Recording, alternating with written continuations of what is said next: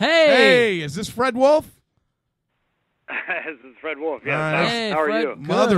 Motherfucking Fred Wolf. This is Matthew Aaron. How are you, sir? I'm talking to the man, Matthew Aaron, the man. You just said motherfucker. I did. Yeah. I did. You can cuss on this show, Fred. Oh, no, but I'm wondering, is that the first time, Fred, that in a good way you've been called motherfucker? That can't be the first time. Oh. Come on. No. I've been called that many, many times. Have I done it?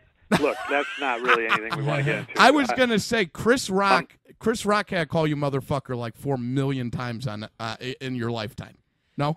Yeah, you might be the only person that can call Fred motherfucker and get away with it. No, Chris Rock does, I'm sure. Well, I shared an office with him at SNL, and I'm sure he's called me that because he sure did call me a lot of other things. So I'm sure that one snuck in there every once in a while. Besides the best writer at SNL, that was his nickname for me. Oh, wow. Of course. I was going to say over so Dowling. wow. You actually are live on the air right now? We are live, This is going brother. out, streaming live. We are streaming live. We've already been talking about Joe Dirt 2, Beautiful Loser, over 2 million views as of today. I saw David posted. Hasn't even been released yet. That's insane. Yeah. That's insane. On Crackle. It is pretty wild. So this is so you guys are out of the you're Chicago, Windy City, which is your nickname, just in case you guys didn't know that. But do you think it was the Chicago area that was that's been juicing our views up? I think they're big fans right around there in Illinois, I would guess. I'm a huge fan. I'm a huge Spade fan. Yeah. I'm a huge fan of yours dating back all the way to SNL. But, Black Sheep's not my favorite. But Dirty Work, and I've talked to Saget. I've talked to Saget about this. I kind of like Black Dirty Sheep. Work is amazing. Yeah. You like Black Sheep. I do like Black Sheep. Now, wait. Now, Fred. It's got some good Farley Spade moments. All right, I'm sorry. Let's be honest. I want to get the dirt from you here. Let's be honest. Is Black Sheep the movie you meant for it to be? Because I feel like it's not that great. You had Penelope Spheris directing. I love your honesty. I got to tell you. Oh, now, sorry, Now, Fred. you know I wrote Tommy Boy too, right? Yes, and I love Tommy Boy. I Yeah. love Tommy Boy. We had Peter Segal on a few months ago, Yeah, and that's all right. I did was talk about Tommy Boy. Yeah. I think it's amazing. It's yeah. You know what he loves? You know what he loves right now that you call him Peter Segal because it makes him sound halfway tough because of the other Segal out there. His name's Siegel. Siegel. Yeah, right. But that guy, he loves it. We should he call asks people call him Segal. we should call him Rinpoche. That's what Steven Seagal makes everyone call him. Now, Fred, here's why I say that, and then Fred, here's why I say that, and then I'll let you have your shot here at Black Sheep, and you could defend it for me. But I feel like Spade lost his voice with that movie. Like Spade was cut off at the knees in that movie. Is that just me, or am I crazy? No, you must have some inside baseball about what happened there on that Black Sheep. I swear, either that or you're super smart, because your co-host is funnier than you, so you must be the smart one. Here's the deal. All right, so that was a bad shot. I like and you, Fred. You guys are going to hate me now that I said that. I was too honest. Fred's a good guy. There's such a long story. The one thing I can tell you, and I don't even care anymore. I used to worry about being diplomatic on this, but at one point, about 3 days into the process, I went to Pete Siegel, and I said, is there any way you could direct this one again? And he was already prepping something else because, my God, it was a different process. That guy, Peter Siegel, Pete was friends of all of ours before we all did Tommy Boy. And it was just it was the most fun ever at one of the craziest times ever because we were kind of writing as we went. And that was when, Farley and Spade were already best friends. And I had been friends with Spade for years before SNL. And so we all kind of knew each other, and we all had worked with Pete Siegel before. And then suddenly along came Black Sheep. I got to say, Matthew, you kind of nailed it. Look, I love it that anyone likes Black Sheep, and some do. Some people do like it. Yeah. You don't.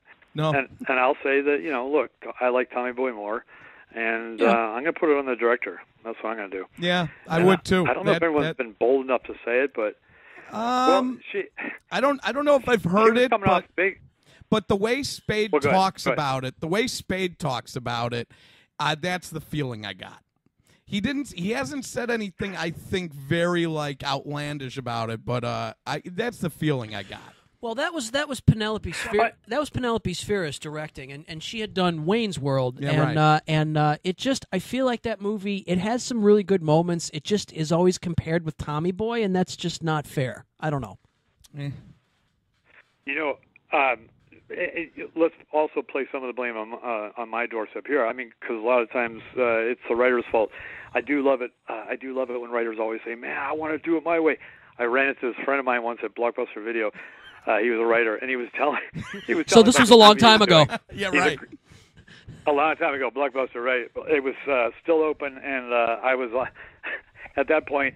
We were renting VHSs. That's how long ago it was. So I ran into. Actually, it was a beta. That's how long ago it was. Beta tape. Awesome. But we were. I ran into this guy, great guy, and he was just going on and on about this movie that he was working on as a writer. And he was telling me the studio doesn't know what the fuck they're talking about. He was going on and on about this one scene the studio didn't want, and I'm like, yeah, I know, fuck. Writers got to stick together. And as I walked away, I was thinking to myself, no, man, my buddy's wrong. The studio's right on this one. So sometimes we're wrong, and it might be me a little bit of that black sheep fault. Having said that, that's one of the first things that the director said to me when I first met her to start writing it is that she wasn't crazy about Tommy Boy, and she thinks she could do some stuff a little bit better, a little bit different. And that's when I called Siegel and said, God, is there any way you can come back on board? That had to give you a bad vibe when someone says, yeah, you know that Tommy Boy, even though it was a huge success. That hit movie, yeah. Yeah, right. That required viewing for in fairness to her, and by the way, if I step on you guys, I'm really sorry. I'm ginned up. I'm really excited to be talking to you guys. I'm not joking gin around. up, please. And I used to be in radio. Back in the old days, so I know that what I'm doing is so unfair. I'm stepping on you guys. But no. In fairness to her, Tommy Boy became a little bit of a. Its afterlife was kind of what kind of brought it some attention. So maybe that afterlife hadn't hit yet, and maybe she was thinking we could do better than $32 million at the box office. Maybe that's what she was thinking. I don't know.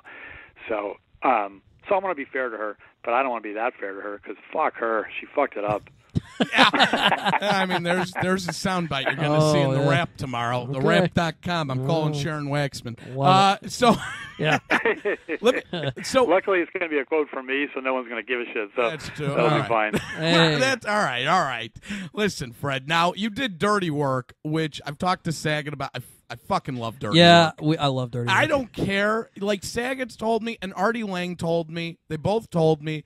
Listen, Dirty Work was supposed to be rated R. It got rated PG-13. They cut some shit out of the script. It would have been so funny rated R. And I told Artie and Bob, I said to both those guys, I go, I still think it's fucking great. Yeah. So Dirty Work, I think, was a great achievement. I really do. What a man you are. God, you guys are the best. Can we talk every day? Frank Sebastiano, me, and Norm Macdonald wrote that one. And I got to say, boy, was that a blast. And Bob Saget, as a director, he's probably the funniest director around because of how he is and all that sort of stuff. So I had a blast doing that. And it's nice that you say you like it. And I got to say, there are those movies well after their release where you still hear about them. And I hear enough about Dirty Work that it's a blast to know that there's fans of it out there. It's crazy. Yeah, it's really cool. Dead Hookers in the Trunk. I fucking love that movie.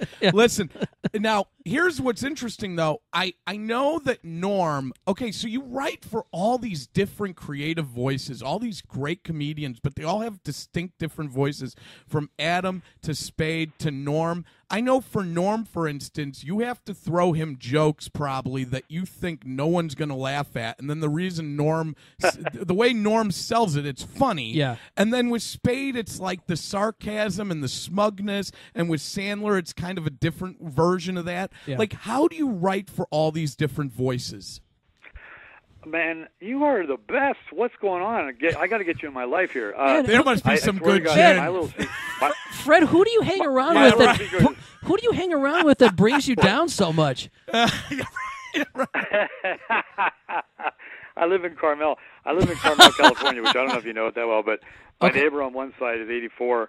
Actually, she just died. That's sad. I don't know why you brought that up. Matt bursts out laughing. Then across the street, 93, and then on the other side of me, 80s or whatever. I don't have anybody to talk to, so here you guys are, and that's why you're getting full volume from me. Yeah, right. Throwing noise at you like in order to live in a lawnmower, like grass clippings on a lawnmower. In order to live in Carmel, you have to be the same age as Clint Eastwood. Yeah, right. The former mayor. I finally met the dude. I finally met him. Really? Like, just almost like a stalker. Like, where can I hang? Like, he goes to the car wash a lot. I hang out at the car wash thinking maybe he'll pop in there. I just wanted to shake his goddamn hand. But I finally got to do it because, he's going to die soon. Why'd you bring that up, too? But anyway, here's the thing is I get to hang out with these guys and like Norm and them, and I listen to them, and I don't butt in as much as I'm butting in with you guys. And I just kind of listen, and I hear that cadence, and oh, my God, are they funny. I was just telling some people recently that the reason I quit performing is because I shared an office with Chris Rock, Adam Sandler, David Spade, Norm Macdonald, and Mike Judge. And Mike Judge was writing shorts at that time. Yeah. And when I saw those guys, I knew how much funnier they were as performers than I was. So it made it easy for me to quit performing because I said, there's no way I'm at their level here. And so I was able to say, okay, I got to be a fucking writer here. And if I'm going to be a writer, I got to hear what they do, maybe try to write a little bit in their cadence and how they think. And so my little secret of success is to steal and rob anything I can just to ride their coattails. Just anything they've said, I write it down, I squirrel it away. And then 5 years later when I say, hey, you know that one thing, like fat guy in a little coat, that Farley actually did in my office? Right. I go, hey, what about that in the movie? And then they think I'm a genius because I came up with that. You didn't Luckily, I tell everybody that was Farley, but you didn't do Farley shitting out a window or Farley doing the guy from Silence of the Lambs where he tucked it in. Let me tell you how great Jay Mohr is, but how crazy Jay Mohr is. Okay. Farley shits out the window on the 17th floor of Saturday Night Live. He shits out the window. We all watch him doing it, and his face is all red as he's working up the shit to drop down on the people below. And but he did it out of Jay Mohr's office. And so when I told the story to somebody, I get a call from Jay Mohr, who actually is a great fucking guy and a really good buddy of mine. But I got a call from him, furious at me, because he said that's his story because it happened in his office. And so I got in trouble because of that. But that's not so because Jay. I told the story about Farley shitting out the window, but because I didn't say it was Jay Mohr's office. That is a complete Jay Mohr story. Yeah, I believe it. I believe it. Jay's such a good dude. He's such a good dude to like his friends though too. It's crazy. I feel like Jay Mohr gets this like rap that he's misunderstood. Would you agree with that, Fred? Oh, for sure. And Yeah. when I met him, I thought he was an asshole, for sure. Like, within the first hour, I thought, this dick, first of all, he's good looking. That sucks, first of all. Secondly, the girls loved him. That sucks. And then on top of it, he's a funny guy, and he's really sure of himself. He's confident. Right. So I hated him the first hour. The second hour, I said, I got to hang out with this guy because, man, the guy, A, is super funny. Do you know he can quote, like, Goodfellas word for word the entire movie? No, see, and that's like, endearing. Right. That's endearing. That's endearing. I'd like that. I only know like 5 people who can do that. Listen, my whole theory on Jay Mohr is 5. Can Jay Mohr be that bad if Nikki Cox is marrying you? I mean, honestly, can you be that bad? You really can. Mm-hmm. So that's when I started to turn around. No way. Jay Mohr. Yeah. You scored. Well, like I said, girls always like Jay, but scoring Nikki Cox, that makes him the king. He is a good man. We were in Hawaii once, the four of us, me and a girl, and him, and this is pre-Nikki Cox. And the toughest guy in the world, big wrestling champion out of New Jersey and all that sort of stuff.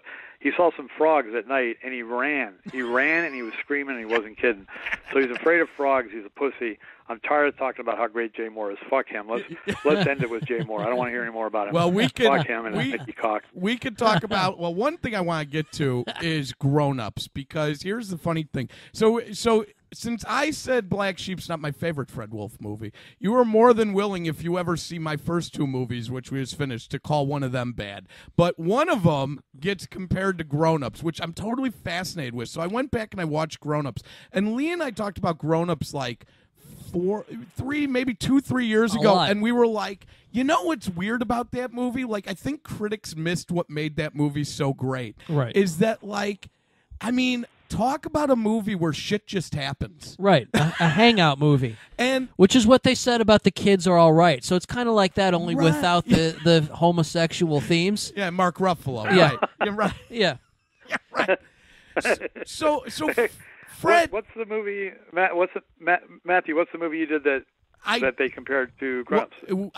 It's in post right now. We're finishing it. It's called The Way We Talk, and it's about these friends that go to their friend's lake house for the weekend because she's having a divorce party. She's having a conscience uncoupling party for her and her husband, who's also going, and it's kind of got that Grown Ups kind of vibe to it, and people keep telling me, they're like, oh, this is kind of like Grown Ups. And I'm like, all right, that's cute. There's a little more. There's a little more awkwardness and maybe a little more drama. Yeah, though. There's more drama. Yeah, but it's funny. So what I love about it is, though, I went back and I watched Grown Ups, and I did get it kind of. I got it because it's like a sum of a lot of great parts. So what I want to ask you about Grown Ups is, when you're writing that movie, obviously it's not a plot-driven movie. So how do you go about writing that kind of movie and knowing like it's moving, knowing that your movie is going from A to B to C to D?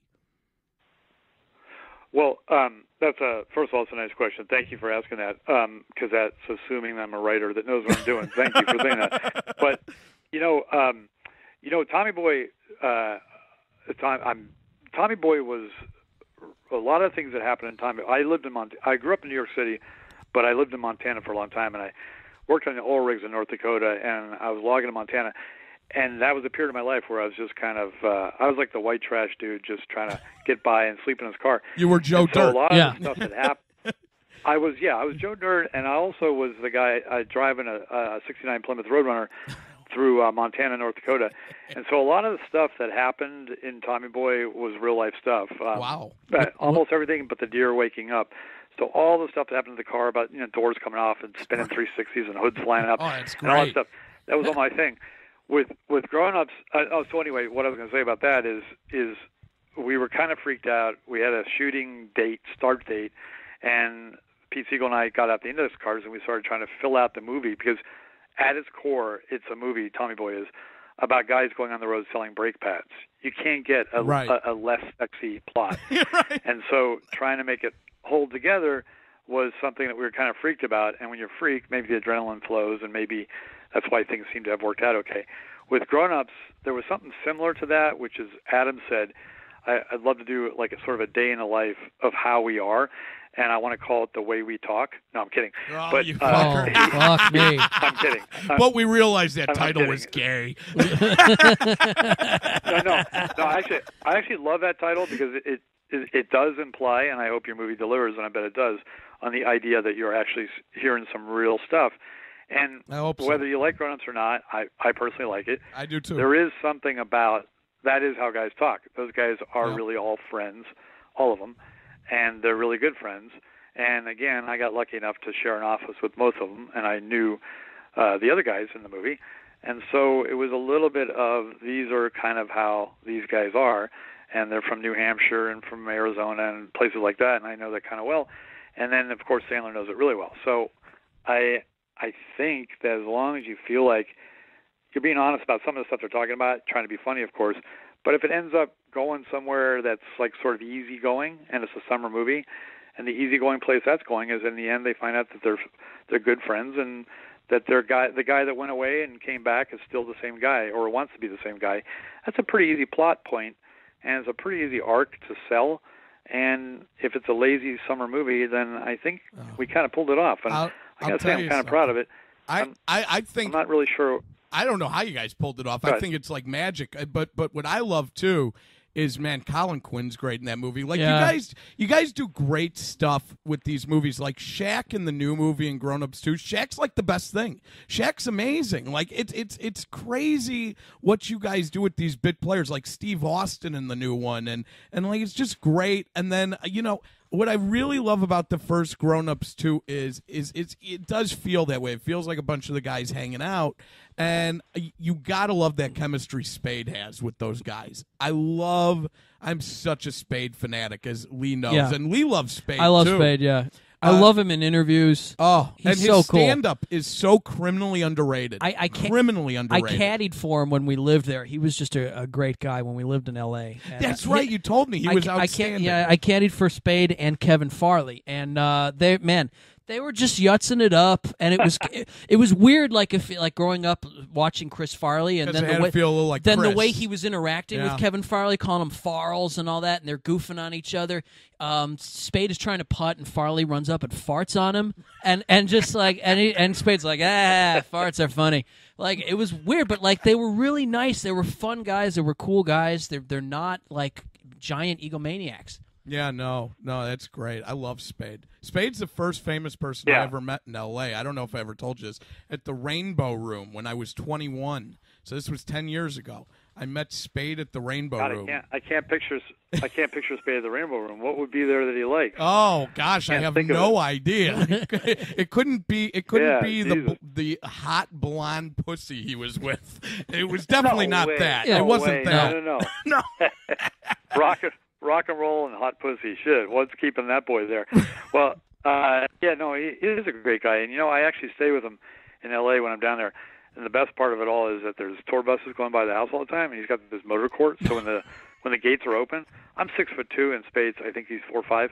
And when I'm getting out of my car, I look enough like him that from the tour bus, all these people are going, "Hi, David. How you doing, David?" And I know that one sentence out of my mouth, I could ruin his career forever. Whatever his sentence is. Let's all put our thinking caps on and figure out what that could be. I could ruin his fucking career. Having said all that, he is kind of a star, and he's got his star living quarters, but all said and done, he's still buddies with all the guys that he grew up with, and I do think that's a cool way to be. And Kevin Farley's been around a long time, and he's a great guy. All the guys that he surrounds himself are great guys. Same with Sandler, same guys, same guys forever. And I think that helps. I think it helps with everything. Kind of a detour, real, as they say. Kind of a detour here, but Fred, your big breaks were the Pat Sajak show and the Chevy Chase show. So, of course, my big question for you is, who's the bigger prick? Who's the bigger prick of the two, Pat Sajak or Chevy Chase? Chevy. Holy shit, what a question. Pat Sajak is probably the nicest guy in the world. All right, okay, so Sajak wins easily. Sajak's not a prick at all. Okay. All right. Okay. So I idolize Chevy. Like, can I brag for one thing? Yes. Maybe I shouldn't be bragging. I think this whole interview has been bragging about Fred Wolf's life. But yes, please brag about you and Chevy Chase. This is the biggest dick move. I can't even believe I'm going to say this out loud. But I was offered a few shows all in the same day. It was after sleeping on my girlfriend's couch. I was so broke because I thought I was going back to Saturday Night Live. I'd been out there for 6 shows. I did this guest writing stint, And everyone said, "Oh man, you're going to get brought back," because I had gotten a sketch on and everything. It doesn't really happen usually on guest writers. And I wasn't brought back that year, and so I was busted. I was sleeping on my girlfriend's couch. Not her couch. We were sleeping together. What the fuck am I saying? But, I want to make the story sound better. But she lived I moved in with her because I couldn't pay my rent. And on the same day I got offered, they said, "Hey, come back to Saturday Night Live if you want as a writer." Which is my dream job, and Chevy Chase himself called me because I had interviewed with them, and he called me himself an hour before that to say, "I want you to be on my show." And that's my dick. I can't even believe I'm fucking saying that loud because it makes me sound like an asshole that I even would talk about it. Chevy calling me at my girlfriend's place, and I said, "Oh, yeah, I can't wait. I can't," because I would do anything for Chevy. I fucking idolize that guy. And then the phone call from SNL comes in an hour later. But I didn't care because I got to work on the Chevy Chase show. The rest is history. Now, Fred, though. Now, speaking of Black Sheep, Tim Matheson's in Black Sheep. And Tim Matheson said to me before I could even ask the question, I go, "Now, Tim, speaking of Fletch," he goes, "Chevy Chase is an asshole." Yeah. Now, why does Chevy have this? Why does Chevy have this awful, awful reputation? He goes, he was then, and he still is. Yeah, that's what he said. That's what he said. He wasn't sugarcoating anything. No, and he's a Hollywood guy. And Tim Matheson's the nicest guy ever, as you know, Fred. Right, like ever. I just love that Chevy said to you, "I want you on my show, Saturday Night Live, my little program's SNL." Maybe you've heard of it. No, the Chevy Chase show. Oh, that's what Fred was doing. He asked me to be on the Chevy Chase show, the talk show. And then Saturday Night Live called an hour later. Jim Downey called to say that they did want me to come to SNL. And I took the Chevy Chase show because it was the man on the phone. And the Chevy Chase show turned out to be, a disaster. But I only stayed. I stayed 10 shows. We were 2 months of pre-production and then 10 actual live shows. And then you called Lauren because it was obviously a disaster. But Wait, what did you say? I said, then you called Lauren. You're like, hey, how you doing, Lauren? Oh, yeah. It's long time. Lauren, yeah, let me put Fred Wolf on the phone. That guy you talked to earlier, that was some other Yeah, dude. you remember Fred Wolf who told you to fuck off? He's on line 2. That's right. Chevy, I was in his office, and he would tell stories, and I loved every fucking second I was at that show. I swear to God. He was nothing but nice to me. I did see him be a little bit of an asshole to a couple other people, but for whatever reason, I got along with him. So the fact of the matter is, I love that guy. Chevy may be a dick, but you're in with Chevy, so it doesn't matter. And in is a good place to be. By the way, I wanted to ask you this. Speaking of a guy getting a bad rap lately, speaking of a guy, critics just love to tear this guy apart right now. I gave a big speech at the beginning of the show about Adam Sandler, how Adam Sandler I love. I mean, I don't know if I'd be making the kind of films I'm making if it wasn't for Sandler. Like, I fucking love Sandler. I still even like his work now. Critics love to just attack him. I think he's an easy target. But then also now, like, the stuff they were saying about him with these Amy Pascal emails and stuff. What is going on? Why is everyone attacking Adam? Do you have an opinion on that, a theory? I swear this is true. I'm not dodging the question. No, it's okay. I have no clue. I don't have any clue because the guy is so nice, so loyal to his friends, so good to his wife, his kids. There's nothing that if anyone who knows him, and I'm not kissing his ass. I couldn't care less about it. I'm like one of the guys who loves tearing apart his movies in print. No, I'm kidding. But I do love the guy so fucking much, and I don't get it. I have no clue why they do that. And if they knew him, maybe they wouldn't do it because, Jesus, you just don't get it. The guy's amazing. And how many things he's done for everybody. He single-handedly is responsible for, I'd say, 80% of the movies I've done. He made me a director of the House Bunny. Yeah, which I like. On the House Bunny. I was talking about how much I like the House Bunny. Well, thanks. That's all Anna Faris. I was saying that. I said it was 0% Fred Wolf, 100% Anna Faris. I did say that. yeah. Your status but is we a little both, off there. The computer is coming back with a little bit better numbers for me. Lee and I do both love Strange Wilderness as well. I do too. We both are big fans of Strange Wilderness. Yeah, I think it's as funny as Grandma's Boy. I really do. I agree. I think it's better than Grandma's Boy. It's got in many ways. It's got everyone I like. Yeah. Yeah. So. No, look. Now I love you guys for saying that. And Grandma's Boy is a little bit better. I'm sorry, it is. I swear to God, it is. But I love Strange Wilderness so much. I love it so much, and I'm only going to say this because it'll only inflame the critics. So I don't. And at this point, who cares? But they're just kind of wrong about that one. It's just them not getting it and thinking, oh, we're supposed to bash Happy Matheson right now. Right. That's all that's about. I think so, too. Really, the people that really watch that, they know that we got lucky to have been given some money and be out there with a camera and literally doing anything we fucking wanted. That doesn't get to happen that often. And it's murky. That movie is definitely murky. It's definitely a little disjointed. But there is some stuff in there that I'm so damn proud of. And the critics who don't understand that just want to say it's terrible from beginning to end, are just wrong, and they're taking the wrong pose. They think it's the hip pose to take. And the people that actually know comedy are the ones that are going, like James Gandolfini, of all people, told Jonah Hill, that's one of the funniest movies I ever saw. If the critics knew that he had said that before he died, now we can never find out for sure if he said it. Yeah, right. Right. Very good example you used there, Fred. If the critics ever found out that he said that, they would back off. I swear they would. They're just so afraid of looking uncool as to what they like and don't like. You either like something or you don't like something. The Marx Brothers are my favorites. You watch the Marx Brothers, it's fucking insane what's happening. There's no plot. There's a bunch of people running around. It's chaos. chaos. I love the Marx Brothers. It's utter chaos. And other people did too, because S.J. Perlman wrote a couple. So when it says we're supposed to like it, they like it. I like it just because I love them. And thank you for saying you like Stranger Things. No, it's a cool movie. We like it a lot, though. The first time I didn't get to watch it, that was the first time I got a blowjob in the movie theater. Okay. So I had to go back and see it again. Yeah, that was real. I was 24. That was the first time. And then I was like, oh, man, that movie looked kind of funny from what I saw. I need to go back and watch it. The first time. I loved it. I loved it. First time I watched it, it was at home. And we were high as a kite, I was so high. Yeah, me too. We kept rewinding everything 2 or 3 times. Yeah, you have to. It took us 2.5 hours to watch that movie. Yeah. It's definitely the Godfather of comedies. 2.5 hours. Yeah. Listen, I just want to tell you really quick. The guy I was on the other line. I was on the other line when you guys called through, so I dumped him fast because it's you guys. Yeah. And but the guy I was on the line to is the one who did the laughing shark, the shark that goes, that crazy laugh that the shark does. Oh, that's that part of the movie. That we watched like 5 times. Oh, that's great. That's so funny. That's one of the things. Yeah. Thanks for saying that.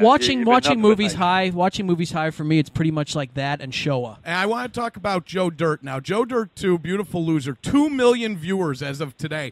I mean, that's huge. It just came out on Crackle. It's available free on Crackle through smart TVs. You can do connected devices, game consoles, mobile devices, online, whatever. It's everywhere on Crackle. Okay, Joe Dirt 2, Beautiful Loser. Already 2 million people saw it, so if you don't see it, you're going to be one of the people that didn't see it, and there ain't many left. So here's the deal about Joe Dirt 2 that I loved. I absolutely loved that you brought Dennis Miller back and Chris Walken. Right. And Chris Walken. Yep. But I thought bringing Dennis Miller back was a stroke of genius because you couldn't necessarily connect Joe Dirt 1 and Joe Dirt 2 and easily put in Dennis Miller. Right. You know what I'm saying? God bless you. Yeah, so God bless you, man. And God by the way, Miller's God been missed. Dennis Miller's been missed in films. I think he has been really good in movies. Well, he's a guy. I actually like Bordello of Blood. Well, here's the thing, but he's a guy that even every negative review of Bordello of Blood praises him in it. He's great, and it reminds me he's of great in The Net. He's great in Disclosure. Which reminds me similarly of Dirty Work. I love Miller. I didn't read a single negative review of that movie that didn't say that Norm Macdonald was good in it. Was funny. Norm's amazing. Norm's amazing. Yeah. I mean, listen, Joe Dirt though, and Joe Dirt 2. So let's talk about this since we're talking about Sony. We're talking about Crackle. How did this project come up 14 years later? Or probably at the time you filmed it 13 years later. Yeah. But okay, so what happens? Does the head of comedy at Sony and Spade talk, and they're like, you know what, I'd like to do Joe Dirt, and they're like, well, okay, here's what we can offer you, or how'd Crackle come into play? Explain to me the process for how this movie came together. All right, so Joe Dirt, the first one was a Sony movie, of course, you know that. Yep. And then we did the movie, and it came out, and it did fine. It was we call it a stand-up single, at the box office. Then the afterlife, it just had one of those afterlives. I've been so lucky to be involved with Tommy Boy and Joe Dirt for their afterlife. So they kept rolling, and Sony would regularly tell us, like, man, this thing is still selling DVDs. Or one year it was the #1 seller DVD for Sony at Walmart's. Those kind of categories like that were kind of cool categories, and you just think, wow, it keeps rolling. Then they started playing it on Comedy Central fairly often and TBS and so forth, and it just seems like it kept that following. And so about 5 years after it came out, Spade and I wrote the script for Joe Dirt 2, sort of a spec script. We thought, well, let's write the script, see if we think it's funny. We had an idea that we thought was kind of cool about it. There was a drive to it, like the first one, we thought, and so we wrote it, and then we truly got busy doing a bunch of other stuff. But this is something that Spade never brags about, is that we had 2 different offers to do it as a theatrical release in that time. But we were so afraid of fucking it up because the first one was starting to become liked by a kind of a cult following. And we also thought, it should be a Sony movie, or it should be, done the right way, as opposed to these independent financiers are the ones who wanted to do a theatrical release through Sony. And we were kind of scared, and we both got busy. And then suddenly here comes Sony Crackle, and here I am with 2 daughters. They're 15 and 12 now, and I'm starting to realize that there's all this internet is happening, and all these things the world is changing, and Spade was sort of realizing the same thing. It's like, what a cool medium it is. The Sony Crackle guys couldn't be cooler, couldn't be nicer. They did talk to Spade first and said, hey, would you want to do the sequel over here? We read the spec script that you guys wrote, and we loved it, and we'd do it. And so Dave and I talked about it for a long time. It actually took a year for us to figure out, is this the right thing, and all this, and would this work, and would this work, and can we do it for this and this and that? And then ultimately Spade said, I want to do it, and then I'll do what Spade wants to do. And that was it. And so all said and done, it was an amazing way to find out what's going on with the internet and streaming and all that stuff, which is what they're doing. And it was also great that it was so far successful. Yeah. And I would say it successful. could have come and gone, and 2 million views is huge in like a week. It could have made the people that liked the first one say, well, maybe we didn't like the first one as much as we thought we did. Luckily, they seem to be saying, hey, you didn't ruin the first one for us. And that's all I was hoping for at best, that we didn't ruin the first one for those who liked the first one. And it seems like there's actually people buying into it now, new fans, and that's really cool. So super psyched about that. But to do it, we had to have Dennis Miller and Chris Walken, and we wanted, obviously, Brittany Daniel and all those people back. Sure. And we got them, and it was really nice. That's and then we added Patrick Warburton, and my God, is that guy good. Yeah, he's the best. It's great. He's the best. We were so we had a blast doing it. And just because you're having fun doing something doesn't mean it's going to work and be successful, but it turns out it's doing just fine, yeah. Well, we had a miserable time making our movie, and we like it. We like it a lot, and we had a miserable time. By the way, it works that way. A lot of times it works that way, too. I swear to God, one time I said to the crew was young, and I said, hey, just because we're having a good time, sometimes that means the movie sucks. It's crew-hoo-hoo. You know, those crew laughs? Yeah. But if you have a bad time, sometimes it all comes together. So, don't worry about your movie. Yeah, no, I'm not too worried about it. Listen, the only other question I have for you when it concerns Joe Dirt 2, which is on Crackle right now, streaming. You can go on the smart TVs, on the computer, whatever you want to do. Crackle's everywhere. But I know Spade was talking about, because of the budget restraints, he couldn't use all the music he wanted to use. And it literally came down to the last few weeks. Like, you guys were literally in post on this movie, like, with 2-3 weeks before it premiered. Could you tell us about that process, since it came so close to the deadline before you guys completely finished? Yeah, absolutely, because you know what? That's something that Crackle did. They stepped up, and we didn't know they were going to, and we didn't ask them to. They just did. Even on the first movie, you know what was really cool? The first movie, the soundtrack actually sold a lot, too, because it's just that good old 70s rock, and there's something about Joe Dirt, something about the type that he listens to. And for the second one, you can't get away without some of those songs, or you just kind of ruin the vibe of it. And so, we had a smaller music budget, but suddenly, towards the end, we had a bunch of screenings of it, and towards the end, we thought, okay, what are our hard cuts? We got to cut a few songs out, and suddenly, it's like the governor calling at the hour before the execution, saying, "Hey, you guys, I think we're going to step up, and we love these songs too." And so they actually gave us our top 5 draft picks. Wow! And from then on. Oh. That's awesome. Great. Yeah. That's awesome. That's a great story to hear, because so what you did was you screened it with the temp music. Now, your temp music, you had every intention of it being the real music, but you put in the temp music, and they came back to you and they said, "Listen, it sounds great the way it is. Let's do this fucking thing the way it is." That's great. Yeah, that's right. Now we did cheat a little bit. We had a couple songs in there that we knew we would never get. We had a Led Zeppelin song. But did you have we knew that wasn't possible. Did you have like a choice B or a choice C that like for you was, all right, this is really good too? Yeah, absolutely. Okay. Because Dave and I have very similar music tastes. There's a couple songs we disagree on, and so I had my top choice, and he had his top choice. And he got one of his over my top choice, and I got one of mine over his because of the cost. So we did great. But on the top 5 that we wanted, we both wanted very much, and we got all 5 of them, and we're super psyched about that. Eddie Money called our music director. Love Eddie Money. Love Eddie Money. Yeah, same here. And by the way, though, and he said, "I got to have a song in Joe Dirt, man. I had a song in the first one. I got to have a song in this one. I'll give it to you. And so the song he offered up is one of my favorite Eddie Money songs of all time, "Shakin'." Oh. And we ended up not getting that somehow. We got to me the one that fits the movie better than "Shakin'," but I love that guy, and he gave us a nice little deal there. Just because he owns some part, half of his music, and a lot of it was that kind of horse trading. But the top 5, that was all Sony Crackle. They're good guys. They're good people, and I have 2 quick questions for you before I let you go. I know you got another commitment. Favorite Eddie Money song though? Is it "Shakin'"? What's your favorite Eddie Money song? "Baby Hold On," because I was driving through Montana with my girl by my side. Listen to that song. I like "Walk on Water," and I like "2 Tickets to Paradise," and then "Baby Hold On's" up there, though. It's up there. Listen, Eddie's the greatest hits guy anyway, so of course it's up there. you know. Yeah, but But in Shaken, you know what I used to think it said? Yeah. I don't know if you know it, but at one point in the song it slows down. It says, I got real nervous. She took her coat off. Oh, she looks so pretty. Remember that? Yeah. And then he says, we did some shaking in the still of the night. I thought he was saying back when I was a kid, her tits were shaking in the still of the night. Oh, so you had to think he was the coolest thing I ever dude heard ever. in my life. Yeah. Yeah. But no, it wasn't that. I was just being a white trash moron.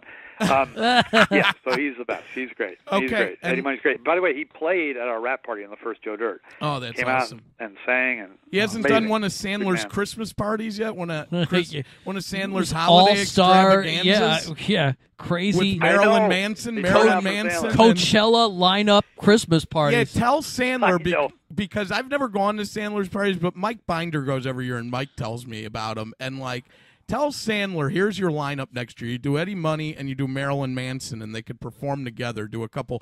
I heard the one year. Who did he have? He had fucking. Oh my God, who do I fucking love? Fuck. Fast Times at Ridgemont High. I can't think of his name right now. Soundtrack. Jackson Brown? Jackson Brown Yeah, and yeah. Marilyn Manson. Yeah. And they were on stage together. And I go, that's a Sandler. That's a Sandler party. That was on purpose. Yeah, right. Yeah. That's on purpose. Oh my God! That's Thank it. you for the Sandler's Jackson a Brown. great musician, by the way. I don't know if you know that. He's Yes. a fucking hell of a musician. Yes. So you guys know Mike Binder. So I do love know him Mike. even more. Binder's the greatest guy on earth. He's a good dude. He's a good dude. Mike Binder. He was my favorite comic when I first went to L.A. Favorite comic. I went to the Comedy Store. You tell just to Mike see Mike Binder. People don't believe me. But. You tell Mike Binder you talk to Matty Aaron, and he'll be like, I fucking hate him. Yeah, right. Yeah. No, Mike. No, but he's a Detroit boy. Are you? Yes. Are you Chicago? I'm a Chicago. That's right. Chicago guy. But here's how Mike and I became close friends. Is food. Right. And cigars and food. Yeah. So and movies. And so we would talk about those three things, and we'd go on long walks. It was very romantic, actually. It was like on the it was beach. like a Nicholas Sparks movie. Candle at dinner. It was a Nicholas Sparks movie. Whispered betrayals. Actually, it was a Woody Allen movie. Older Jew, Yeah. younger guy. Yeah. Tell Mike we said hi and to check his email. Yeah, right. But okay, yeah, no, I actually will be talking to Mike soon. I love the guy. Oh, God, that's great. That's amazing, you guys. That's great. I'll send him an email. I'll tell him we talked today. But the other thing I wanted you to do is, man, not that Spade gives a fuck, but let Spade know we fucking love him. I love his stand-up. I listen to his stand-up at the fucking gym. Yeah. That's how much I like Spade's stand-up. Stand-up. I listen to it at the fucking You're gym. pumping iron to that? Yes. Yes. I pump iron to the fucking thing. The story he tells about going to Vegas with the hotel rooms, oh my God, I fucking die. I fucking died to his new album, Take the Hit. I mean, oh my God, he's fucking amazing. He's really good. He's great. His shit is disarmingly smart, like Norm. Dude, he's the Yeah, best. he's got all the nuances to his delivery. So you're talking about the bit where if you try to pick up a girl, you've got to take the tram. Yes, you got to take the tram, the monorail. You have to. Oh, I'm in room 3,405,320. I mean, obviously, he does it better than me, but it's the greatest. It's such a great bit. It's such a great bit where he talks about meeting girls at the MGM Grand and how big the fucking casino is. It's just so simple, but he does it so well. It's the perfect comedy. People, I'm so lucky this happened. There's two people I saw them do guest sets. One, David Spade came and did a guest set at Finny Bones back in whatever the hell it was. I was middling at Finny Bones back in, I guess, the late 80s. And he came in to do a guest set. He had just started comedy, and he did 5 minutes. And I said to him afterwards, I said, man, I never met you before. I guess you're local, whatever, but, man, you're going to be a comedy star. I swear to God. And then I got him. I helped him get booked in San Diego Improv, and then from there he got into the Improv. And he remembers that, me saying that to him. And Sandler's the other guy that I just said, oh, my God, you're going to be huge, because I'd seen him do 5 minutes somewhere, and he just had that way. Those are the two guys that remember me saying that, and I got so fucking lucky I said that to them. Because I got that. And by the way, the third guy was Colin Quinn. You mentioned Colin Quinn earlier. Love Colin Quinn. And, yeah. So those guys, just funny, just the way they are, the way they think, the way they talk, the way they deliver. Yeah. All different, yet all super funny. Super funny. You're liking the right guy. And smart as shit, too. Spade isn't talked about. You're right. Yeah. Some people don't even know he does stand up, by the way. Yeah, Some people don't even know it. And now he's touring with like Ray Romano. That's got to be a great show. Like I mean, I love Spade stand up. I love it. I always tell people, you don't know Spade does stand up, you got to listen. Just like a nice kickback, laid back style, talking about stuff. And it's all true. You know, it's just that certain way he has about it. Yeah, he's great. It's just a natural. And you guys are fans of comedy, and you're fans of the right kind too. I have to No, say. well, we did stand up for years, and I was in Second City. I mean, we were raised on comedy. We love I've it. been doing it my whole life. We love it. So. We love it, and I love the guys that you work with. Those are the guys. I mean, Norm Macdonald. I've been to so many Norm shows. I've seen so many people walk out of Norm shows. It's not even funny. He's the greatest. Yeah, he's the greatest. I've literally seen so many. No other comic have I seen more people walk leave out. a show on. Yeah, and that's when you know he's great. Yeah. He's and he doesn't care. He doesn't seem to care. No, he does not. I does love not it when give he a just, fuck. I love it when he blows the roof off because he gets a little happy. But my God, he doesn't seem to care. Yeah. And I've never seen him write jokes down. I don't know where he writes them. I don't know how he remembers the set. I don't know what the deal is. He just is brilliant. It's true. By the way, he's idolized by other comics. So he sure. the people walking out. He should be. As he should be. I mean, he told the Princess Diana joke once, where I think I was in a casino in Indiana, and he had to have cleared half the fucking place. Like, I mean, my buddy and I were sitting there, and we're like, "That's awesome." I love it. Yeah. Was it right after she died or something? Or no, that's the best part. This was like 2 years ago. It was so bad. It was so bad. Oh, boy. Oh, my God. It was just brutal. It was brutal. I love him. He's the best. Fred, you're a good man, hilarious. and thank you for writing some of the material for these guys and writing some great movies. Stuff we love. I mean, it's been a pleasure having you on, man. And Joe Dirt, too, on Crackle everywhere. Computers, TVs, Joe Dirt on 2 your on Crackle, phones. and the way we talk. Can't wait to see it. The way we talk. I wrote it down. Right. I want to see it. I'll send it to you, but should I have my manager send it to you, or do you have one of those like representations where they don't send you shit if people send you things? No, I do. I'm with Pearl Grey, but you know what? Jennifer Huppert, she's at Sony Crackle. If there's any way for you to send it to her, she'll get it to me because I would love to see it. Of course I'll send it to her. I'd love so much to see it, Maddie, I got to tell you. Thank you, Fred. Well, you heard it here, folks. You're the man, and go do your other interviews, your other commitments, whoever you got. But God bless, Fred. You're the man. Thanks, Fred. Oh, no, you guys are the best. You made my day here. Thanks a lot thanks, for talking brother. to me. I love it. All right. Talk later. See you guys. All right.